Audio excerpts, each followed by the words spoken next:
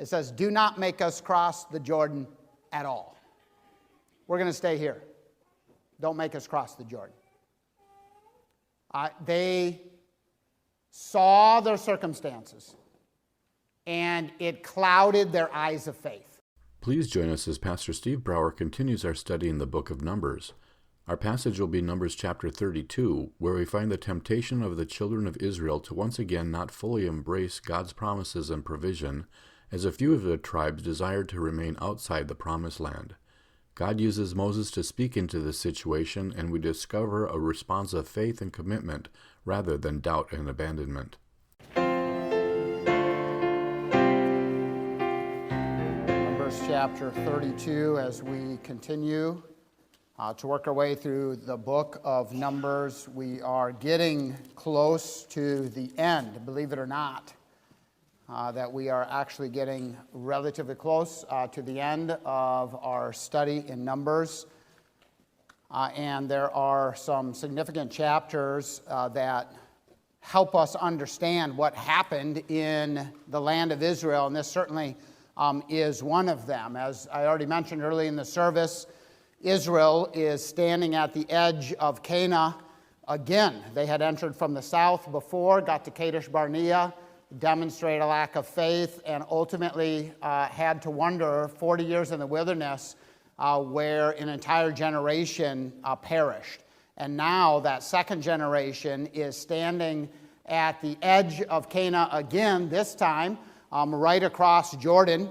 So from looking towards Israel from the east to the west, and ultimately they are prepared to enter into the promised land. Every promise God has made to them is finally within reach.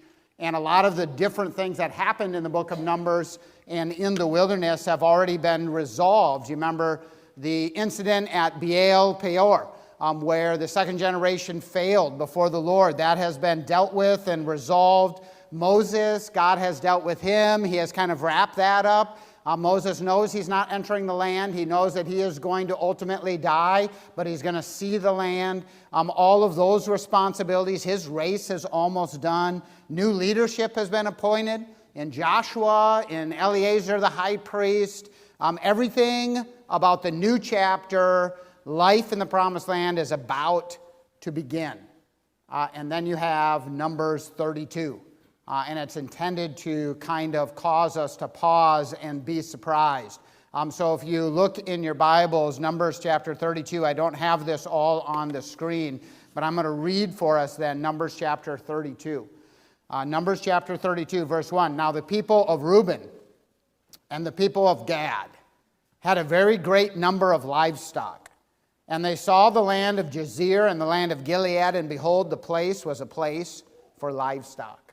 So the people of Gad and the people of Reuben came and said to Moses and to Eleazar the priest and to the chiefs of the congregation, Adaroth, Dibon, Jazer, Nimrah, Heshbon, Eliah, Sabah, Nebo, and Beon, the land that the Lord struck down from the congregation of Israel is a land for livestock, and your servants have livestock.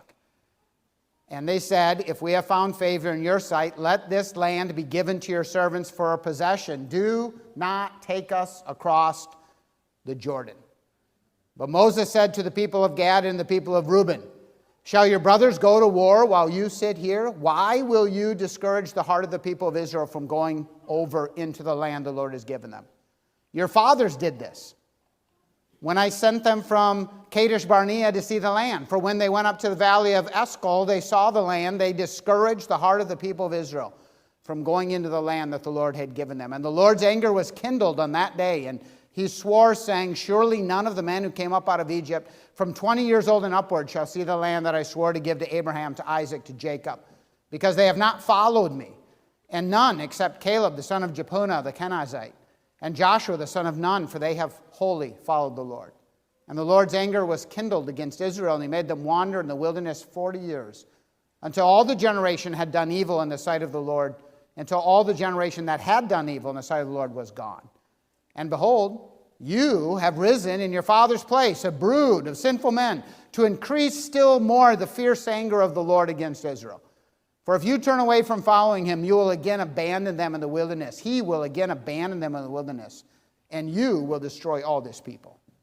Then they came near to him and said, we will build sheepfolds here for our livestock, cities for our little ones, but we will take up arms. We will take up arms, ready to go before the people of Israel, until we have brought them to their place. And our little ones shall live in the fortified cities because of the inhabitants of the land. We will not return to our homes until each of the people of Israel has gained his inheritance, for we will not inherit with them on the other side of Jordan and beyond, because our inheritance has come to us on this side of the Jordan to the east. So Moses said to them, if you will do this, if you will take up arms to go before the Lord for the war, and every armed man of you will pass over Jordan before the Lord until he has driven out his enemies from before them, and the land is subdued before the Lord, then after that you shall return and be free of obligation to the Lord and to Israel. And this land shall be your possession before the Lord. But if you will not do this, behold, you have sinned against the Lord, and be sure your sin will find you out. Build cities for your little ones, folds for your sheep, and do what you have promised. And the people of Gad and the people of Reuben said to Moses, your servants will do as my Lord commands. Our little ones, our wives, our livestock, all our cattle shall remain there in the cities of Gilead. But your servants will pass over, every man who is armed for war before the Lord to battle as my Lord commands. So Moses gave command concerning them to Eleazar the priest, to Joshua the son of Nun, to the heads of the fathers' houses of the tribes of the people of Israel. And Moses said to them, if the people of Gad, the people of Reuben, every man who is armed to battle before the Lord will pass with you over the Jordan, and the land shall be subdued before you, then you shall give them into the land of Gilead for a possession. However, if they will not pass over with you armed, then they shall have possession among you in the land of Canaan. And the people of Gad and the people of Reuben answered, what the Lord has said to your servants, we will do. We will pass over armed before the Lord into the land of Canaan, and the possession of our inheritance shall remain with us beyond the Jordan. Moses gave to them, to the people of Gad, to the people of Reuben, and to the half-tribe of Manasseh, the son of Joseph, the kingdom of Sihon, king of the Amorites, the king of Og, king of Bashan, the land and its cities with its territories, and the cities of the land throughout the country. And the people of Gad built Dibon and Atroth and Aror and Atroth, Sophon and Jazer and Jogbehah and Beth Nimrah and Beth Haran, fortified cities and folds for sheep. And the people of Reuben built Heshbon and Eliah and Kiriathaim and Nebo and Baal Meon. Their names were changed, and Sibmah. And they gave other names to the cities that they built. And the sons of Machir and the son of Manasseh went to Gilead and captured it and disposed the Amorites who were there. And Moses gave Gilead to Machir, the son of Manasseh, and he settled in it. And Jair, the son of Manasseh, went and captured the villages and called them Havoth Jair. And Nabah went and captured Kenath and its villages and called it Nobah, after his own name. So there we have the story of what happened. The two tribes asked to stop short. That first generation had refused to enter. This generation stands at the edge of fulfillment. And the question is, are they going to repeat the same failure in a little bit of a more respectable form? The entire two tribes and half a tribe of Manasseh that were tempted to take almost like the lazy way out, if you could say it that way.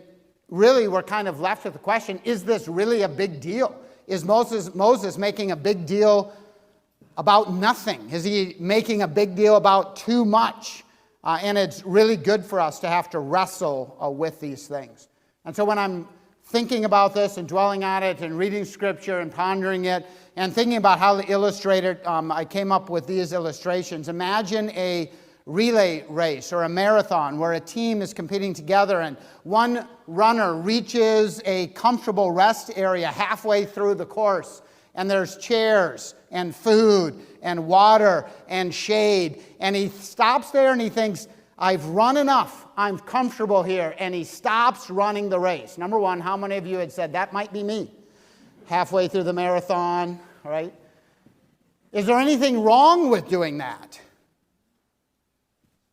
You say, you're setting me up. I'm not going to answer that question. Well, obviously that runner hasn't broken any rules. He hasn't quit because he's injured. He simply decided he's satisfied because he's accomplished what he wants to accomplish. And I would say there's nothing inherently wrong with it. The runner has just decided what they would like to do, but that's part of the problem, is it's just about them. If the race was only about that runner, then there's no issue. But if there's teammates running with the runner, then obviously that's going to be very discouraging, right? That if one person stops and says, I'm done, I'm finished, then they're not there to help another, okay? So let me give you another illustration. Suppose a family spends a Saturday helping one of their children move into a new home. And so they show up, everybody's there, they're moving that child into a new home, and then one, shall we say son or daughter, which one? I don't care. Let's say son. One son carries a few boxes inside, and then he sees the recliner that is already there. And that son settles into the recliner, and he turns on the television that he had just hooked up, and he orders some pizza. And he begins to eat the pizza and watch television while the rest of the family continues to move the other sibling into the home. Anything wrong with that? That one you'd say, yeah. I mean, is the son actually doing anything wrong? I mean, he's making an individual decision. He's not trying to affect anybody. He helped out. He's just taking his ease now. There's nothing wrong with that, is there? Yeah. We really begin to think so, right? And I think we would even then go further and say, what is the marathon runner missing? The fullness of completing the job. What is the son missing? The fullness of completing the job. What impact does that make upon the other people who are part of that community? Does it matter what impact it makes? Well, that's part of the battle. Is because for us, it becomes challenging to think about it in a community environment because we tend to view it a little bit more individualistically. Isn't that fair? That we tend to view our faith journey, our decisions on planet Earth, about what matters to me. And maybe even, which is why the second illustration strikes home a little bit more clearly, maybe even just my family. So then it's like me, my family. And it's like, does anybody else come into play? Does anybody else matter? Or is it just that? And I would say for Israel, for God, for Moses, he said that the 12 tribes matter. That they all matter. And so then we begin asking the questions, okay, well, what should matter to us? You know, the tribes of Reuben and Gad were not asking for Egypt. They were not saying, I wish we could return back to the wonderful food that we had in Egypt, right? You remember the first generation, they would talk about that, all of the leeks that they could go back to in Egypt. They were not asking to return to slavery. They simply saw new land. It seemed perfect. The problem was not really wickedness. The problem was that comfort became more compelling than God's stated inheritance. And so I would just like to present to us this concept. We ought not let present comfort replace God's greater purposes in our life. We ought not let present comfort replace God's greater purposes in our life. How does our faith in God allow us to resist the temptation of better rather than best? And God is consistently calling us to embrace that best. So as we work our way through this passage, we're going to see this come into sharp relief, right? First of all, we need to see that faith in God looks beyond, sees beyond immediate circumstances. It is really easy to imagine how that second generation would have been regularly wondering that question, are we there yet? It's like they have been traveling in the wilderness for 40 years, watching everybody die. They're slowly making their way towards the promised land. It didn't take them 40 years to get across the wilderness, right? The point is that they had to wait until the timing was right according to God. And to fully appreciate the significance of what's happening here, we need to remember that the Transjordan lay outside of Canaan, the land promised to the fathers. Its boundaries are defined in chapter 34, and it is clear that from the Sea of Galilee southwards, the Jordan marks the eastern frontier of Canaan. And so this right here, all the way down, all of this is Israel. This part where Gad and Reuben were going to be in, that half tribe of Manasseh, this is all Gilead, and none of that is the promised land. What's the promised land? It's this. This is the promised land. They're all positioned here. They have not yet gotten into the promised land. And so it's just really important for us to understand this was not yet the promised land. This wasn't what God had said that he was giving to them. They stood poised to cross the Jordan and take up the inheritance. God had already given them victory over all of those kings. We read those names that I pronounced perfectly in the scripture reading. And all of those kings were already defeated. That was part of what Moses did in leading the children of Israel. And so now they get to the promised land, and it's very tempting to say, what's wrong with right here? This looks pretty good. Maybe we should just stay here. And this infuriates Moses and brings into question, is that okay? Is it okay? What was so tempting to cause the 2.5 tribes to even think about not entering the actual promised land? Well, God has done this, they would say, and it's good. What God did is he got rid of those kings. What God did is he gave that land to Israel. It was already theirs, and it was good, and they recognized it was from God. Look again, Numbers 32, verse 1. Now the people of Reuben, the people of Gad, had a very great number of livestock, and they saw the land of Jazer and the land of Gilead, and behold, the place was a place for livestock. So the people of Gad and the people of Reuben came and said to Moses, to Eleazar the priest, to the chiefs of the congregation, Adaroth, Dibon, Jazer, Nimrah, Heshbon, Elilah, Sabam, Nebo, and beyond, the land that the Lord struck down before the congregation of Israel is a land for livestock, and your servants have livestock. They already recognize this is what God has done. And it's good. Verse 5. And they said, if we have found favor in your sight, let this land be given to your servants for a possession. Do not take us across the Jordan. What word jumped out to you from that passage? Anybody? Okay, if we have favor. Did you hear any word that was repeated a bunch? What was repeated the most? Livestock. Livestock.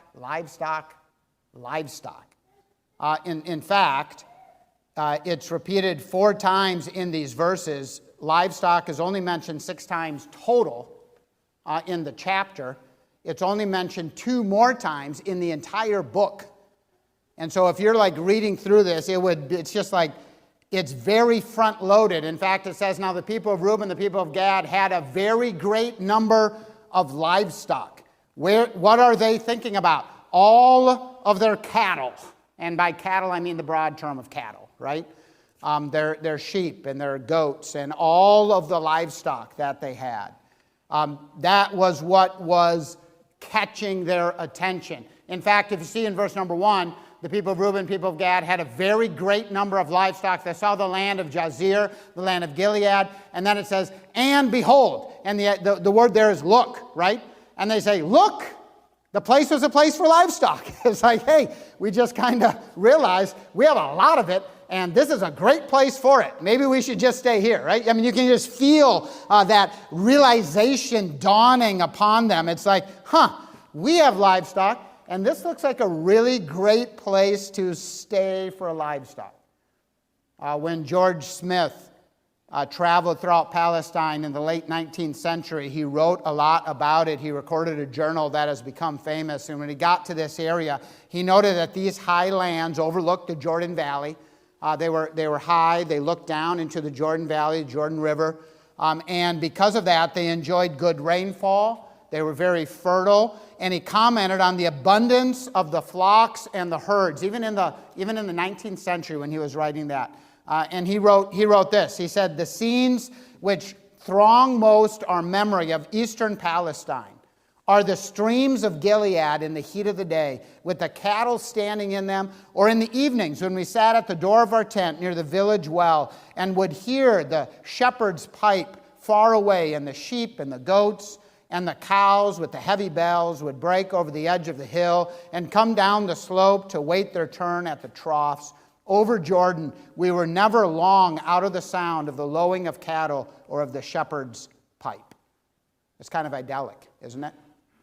It sounds like a really beautiful place. And this is what the two tribes saw and felt. And it brings us to the punchline that the author gives us, Moses gives us here at the end of verse number 5. Do not take us across the Jordan. Now, what does that sound like to you? Do not make us cross the Jordan for the sake of inheriting the land, but we will cross in order to do battle. Is that what it sounds like to you? Not yet. It says, do not make us cross the Jordan at all. We're going to stay here. Don't make us cross the Jordan. They saw their circumstances, and it clouded their eyes of faith, that they had forgotten what God was actually calling them to do. Seeing often governs decision. Should this be the case? You know, what they saw and what they say never mention God's promise. Remember, God had said, I will bring you into this land, a land flowing of milk and honey. This is the promised land. They knew what the promised land was. There was no question about it. That's why they came and said, we don't want it. Please understand, that's what they were saying. They said, all of your promises, we don't want. What you have already done is good enough for us here. And that's why it became a problem. Because ultimately they were rejecting what God was saying was actually the best for them. It's a challenging thing. And ultimately what they had done is they had looked at all that God had given them, and they were so consumed with the gifts of God, the idea that they could live well in the land. They were so consumed with just prosperity and comfort and all that was there that they had forgotten that being in the land was about being in the presence of God. That's the joy, that's the blessing, that's the thing to pursue, that you could take everything else and strip it away and cast it aside. But being with God was really where the pleasures existed. And they had forgotten that, because circumstances, what they saw, overwhelmed. Today, we often make decisions based solely upon what we see. Is that a fair statement?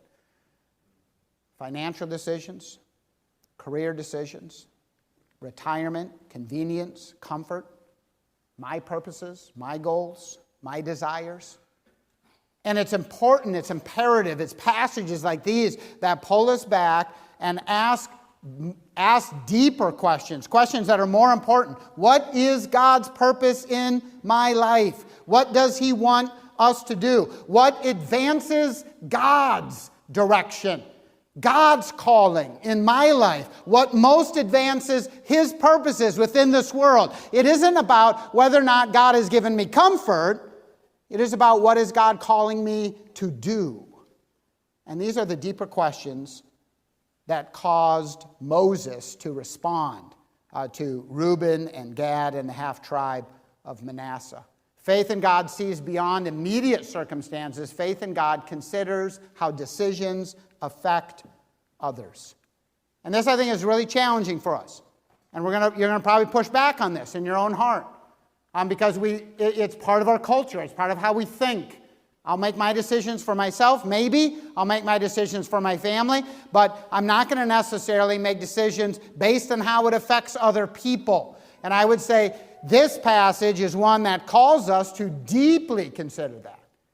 Faith in God considers how decisions affect others. Look at verse 6. But Moses said to the people of Gad, to the people of Reuben, shall your brothers go to war while you sit here? Now just think about this for a moment. We are talking about other tribes. We're talking about millions of people. So we're not talking about just like, a couple dozen folks, right? This is a large number of people, and he's putting it all into that category. Why will you discourage the heart of the people of Israel from going over into the land that the Lord has given them? Why will you discourage them? Your fathers did this when I sent them from Kadesh Barnea to see the land. When you first read this at first blush, at least for me, it's like, is that really parallel? What happened at Kadesh Barnea and what these two tribes are doing? It doesn't seem parallel. I mean, the spies, ultimately discouraged. They stood up against what God had clearly called them to do. But then as you pull back, and it's like, man, Moses sees this rightly. He is understanding that this would be enormously discouraging for them. Verse number 9, for when they went over to the valley of Eshcol and saw the land, they discouraged the heart of the people of Israel from going into the land that the Lord had given them. The truth is, we are not islands. Moses drives the conversation to its very concrete implication. It is not about livestock. It is about the unity of Israel's commitment to go to war. Will your brothers go to war, but you just sit here? This is like the son sitting on the recliner, eating the pizza. Will your siblings move in our family while you do nothing? That's the issue. That's exactly the issue. It's condemning, it's powerful, and this might have seemed over the top to the two tribes. They were not thinking about the impact on the other tribes. They were only considering what looked good for them. They were not intentionally harming the rest of Israel, but that's exactly the point. Even though they were not intending to do so, it was going to harm them. And Moses condemns it. He clearly believes that they owed something to others. Now, what about you? Do you believe that such is the case? What do you owe others? You say, don't put the burden of other people upon me.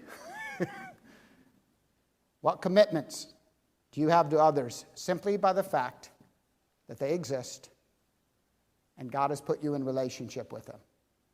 Now, I'm not saying that everybody has that same relationship, but what commitments are there? Does it seem right to you or wrong to you to make your decisions to allow them to be influenced by how it impacts the people around them? Honestly, this happens quite naturally all the time. One of the first things that changes when someone becomes a parent is the way that they make decisions. Before children, many decisions are made by asking, what do I want? What do I want to do? How do I want to spend my time? Does that change at all when you have children? Everything changes that way. After children arrive, healthy parents begin asking different questions. What does my family need? What will help my children flourish? What best serves those that God has entrusted to me? The desires haven't disappeared. They've simply been reordered by love. And that's part of just being a parent. That is exactly what Moses is trying to do in Numbers 32. Reuben and Gad are asking what land suits us best. Moses is teaching them to ask a different question. What do our brothers need? What advances God's covenant people and the purposes he has for them? Such thinking is truly, it's a spiritual discipline. It's like being renewed in our minds. That sounds very New Testament, doesn't it? I'm being renewed in our minds so that I'm actually thinking about how my decisions affect other people. And this is different than saying, I need to surrender all my decisions to others. It's different than saying, everybody else needs to make decisions for me. That's different. We're talking about saying, I need to think about how my decisions affect the other people in whom God is at work. I'm still making the decisions. But this time I'm doing it from a standpoint of how can I demonstrate God's purposes in my life and in their lives, and how do my decisions affect that? It's a radically different deal. Let me illustrate this again. We recently watched again Hacksaw Ridge. I don't know if you've seen that military show. it's hard not to see Desmond Doss and not think of this illustrating the point that I'm making. And we could, honestly, we could shake our heads maybe at all that he did, but that's the point. His motives were amazing. So who's Desmond Doss? Well, during the Battle of Okinawa in 1945, there was an American assault on Maida Escarpment, later became known as Hacksaw Ridge, and it became one of the bloodiest battles of the Pacific. And there was a fierce Japanese counterattack. The order was given to retreat, and most of the soldiers climbed back down the cargo net to safety, but one man stayed behind. We were blessed when we were in Japan to be able to actually go to Hacksaw Ridge and to stand there. And it's like, man, this is where that literally happened. All of that happened.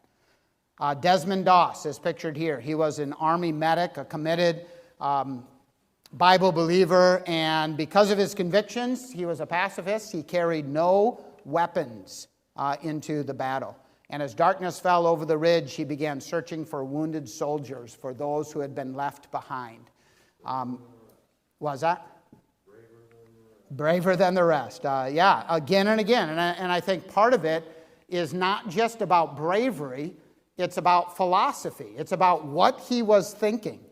Because again and again, he felt like his decisions were going to impact the people around him. Would it have been wrong for him to go off the ridge along with everybody else? And I would say no, of course not. It would not have been wrong. That would not have been a wrong decision. But rather than do that, he went again and again in the dead of night, crawling through all of the debris and the danger that's there. And his focus was, I am here to save people. That's his focus. And he kept praying, Lord, help me get one more. Nobody would have blamed him if he climbed down after that first rescue. He had already done more than most. But he understood that something larger was at stake than his own safety. Here's a picture of him when he was older, right? And he crawled through the fire to save 75 people that night on Hacksaw Ridge. One after another. 75 with no weapon. It's just really, truly amazing. And you can imagine how other people viewed him. And he didn't do it, I don't believe, for the view of other people. It appeared that his commitment was simply, this is what God has called me to do, and so I'm going to do it. And so he just did it, person after person. You know, in Numbers 32, Reuben and Gad stood at a very different kind of crossroads. They had found good land. They had every reason to think about settling down. But Moses asked that penetrating question, shall your brothers go to war while you sit here? His concern isn't merely where they will live. His concern is whether they will continue to share in God's mission until all of God's people receive the inheritance that he has promised. And that's important for us to consider. Because as long as God's people continue to follow his plan, we can be a part of that. We are not islands, and belief is contagious. Because we might marvel at that very strong reaction of Moses. And we might say Moses is getting upset again. It's just Moses struggling with his anger. But I think he is right to react so strongly. Because this is Moses. It's just easy to put ourselves into his position, isn't it? After considering him so much here in Numbers. Because here's Moses. He has seen this before. He was there. The spies came back. 10 of them said, I don't think we can do this. And 2 said we can do it.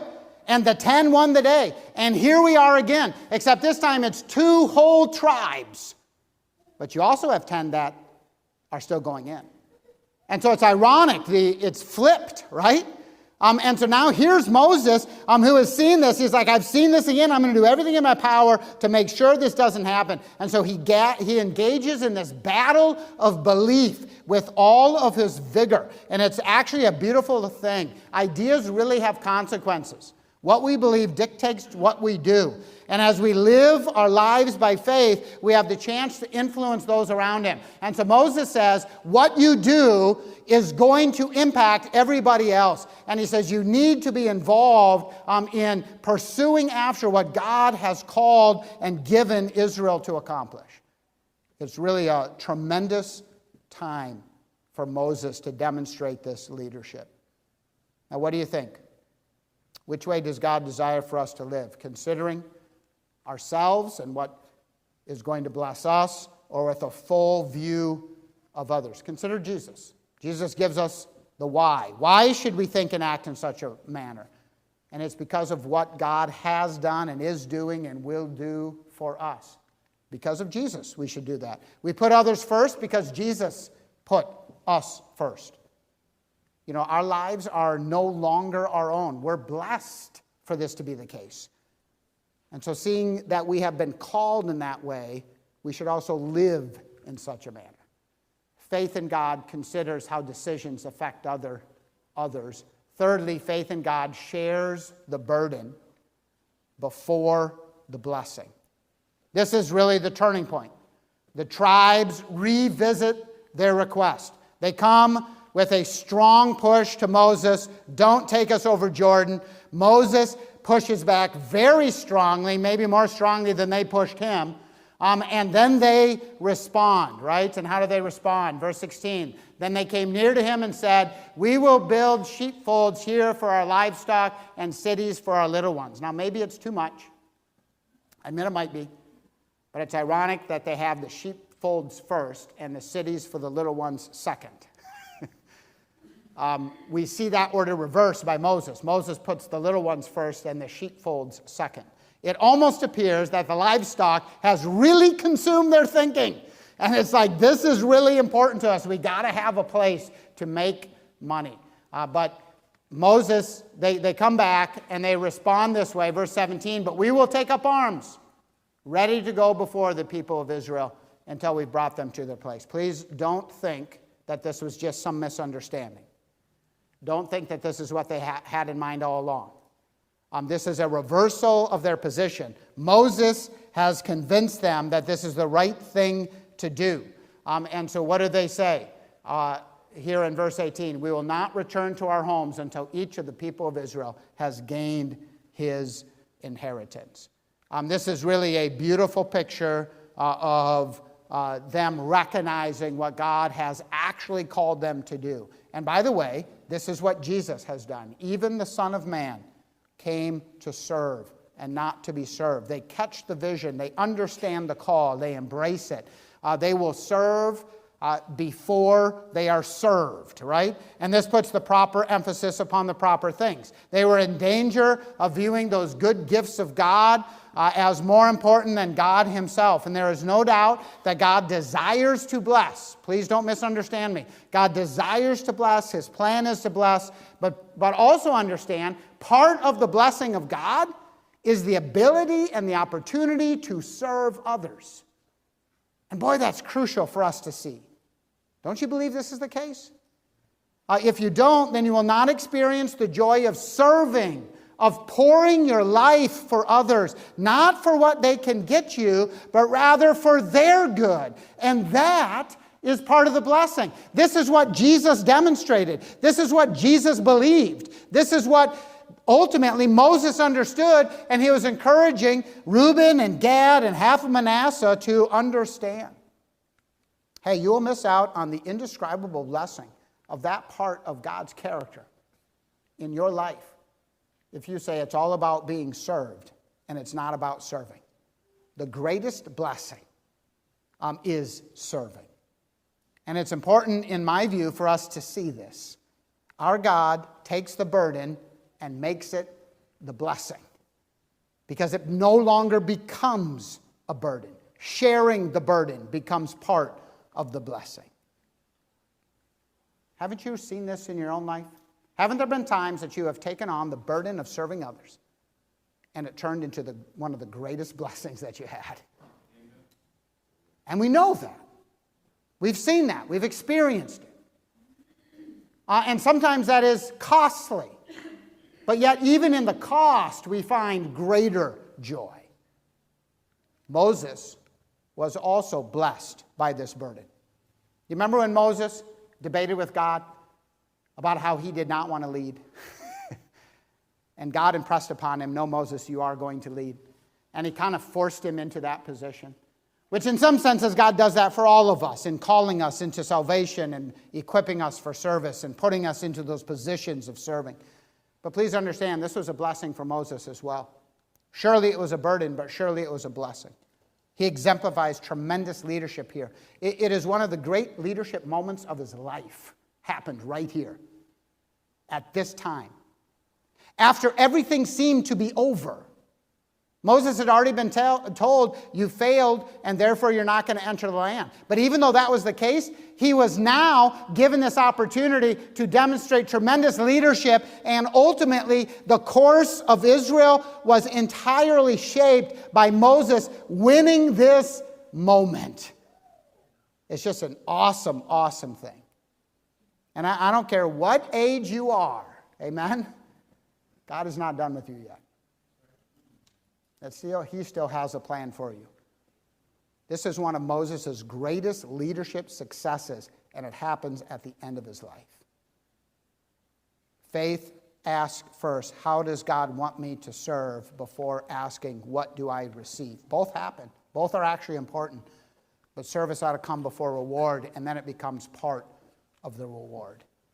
And I think it's also good for us to recognize that faith strengthens through obedience. Think through that. Faith strengthens through obedience. My faith grows as I obey God. Numbers 32, verse number 20. So Moses said to them, if you will do this, if you will take up arms and go before the Lord for the war, and every armed man of you will pass over the Jordan before the Lord until he has driven out his enemies from before him, and the land is subdued before the Lord, then after that you shall return, be free of obligation to the Lord and to Israel. Doesn't that hurt your heart a little bit? Because aren't they part of Israel? But yet they are choosing to stay separate from Israel. And so it hurts your heart a little bit to hear that. And this land shall be your possession before the Lord. God had a plan. You wanted this. He's going to let you have it. But if you will not do so, behold, you have sinned against the Lord, and be sure your sin will find you out. Moses knows that obedience to God will result in their faith gaining traction and growing in strength. The opposite is also the case if we view it correctly. So if we understand that it's all about belief, it's about what do we believe, and then as we embrace that belief and we live that out and we walk in obedience, that faith becomes stronger and stronger and stronger. And the same thing can happen on the other side. That as I understand what God calls me to do and I decide not to do it and I walk away from it, then my faith shrinks and shrinks and shrinks, right? Because obedience becomes part of what either increases or decreases that faith in God. Moses knows that this will occur if they simply do it, and he calls them to it. Hey, genuine faith will prove itself through faithful obedience. Maybe you're looking at your life and you're saying, my faith in God is not strong, and I would simply ask the question, how about your obedience to God? And you say, well, I will obey God more once I believe in him more deeply. And I would say, well, what if those two are actually far more connected than you think they are? What if obeying him is part of causing your belief to flourish and to develop strong roots? Genuine faith will prove itself through faithful obedience. What does this look like in your life?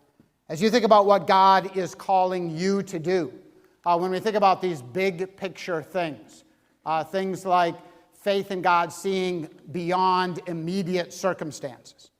What immediate circumstances have so filled your vision that you're not even asking, what is God calling me to do in my life? What if What if you have taken all of the blessings that God has given and you said, that's what it's all about, rather than saying, what is God actually calling me to do? Because that's where they were living, right? That's what they were doing. And Moses is saying, step back, see the big picture, understand God's purposes. And I would say, okay, what does that look like for you? I don't know what that is. What does that look like in your life? What about how your faith in God is affecting other people? Think about your decisions, the roles to which God has called you, your marriage, parenting, a church membership, being a leader, being a follower, being a citizen, being an employee. Hey, we just celebrated the 4th. We're here in a very blessed nation.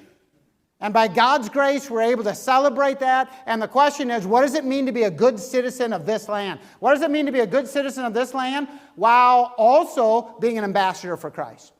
What does it mean to be a citizen of a different country while still relating rightly to this country? Hey, those are great questions. How does faith in God then affect, how does my decisions for those things, how does that affect the people around me? Does it matter? Do they matter? I would say absolutely. How does that impact that?